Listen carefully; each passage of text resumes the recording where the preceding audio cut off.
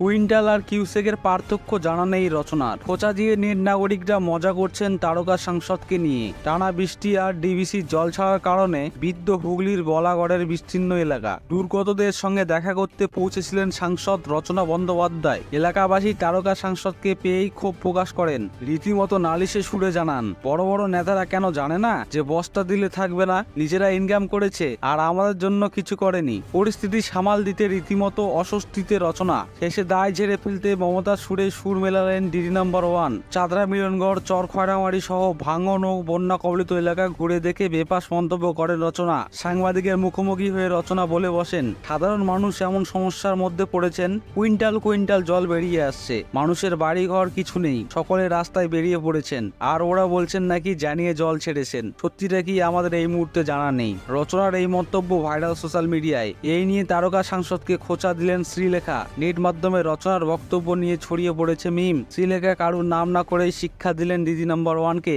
তিনি ফেসবুকের দেওয়ালে লিখলেন, 1 কুইন্টাল সমান সমান 100 কেজি, এমনি বললাম। শ্রীলেখার পোস্টের কমেন্ট বক্সে মন্তব্যের বন্যা। একজন লেখেন, জলে ওলে আদর্শ সমীকরণ। অপর একজন লেখেন, রচুন উঁচু সংস্কৃতির জয়, জয় বিশ্ব বাংলা। জলের একক কিউসেক, অন্যদিকে কুইন্টাল হলো ভর পরিমাপের একক। কুইন্টাল কিউসেক নিয়ে ঘেটে ঘর রচনা। স্বভাবতই নায়িকার শিক্ষাগত যোগ্যতা নিয়ে খোঁচা দিতে ছাড়েননি অনেকেই। সিচুয়েশনে এসে পড়েছেন যেখানে না জানা অবস্থায় কুইন্টাল কুইন্টাল জল বেরিয়ে আসছে এবং সেখানে মানুষের এরকম দুর্ভাগ্যজনক অবস্থা যে বাড়ি ঘর কিচ্ছু নেই, রাস্তায় মানুষ দাঁড়িয়ে পড়েছে।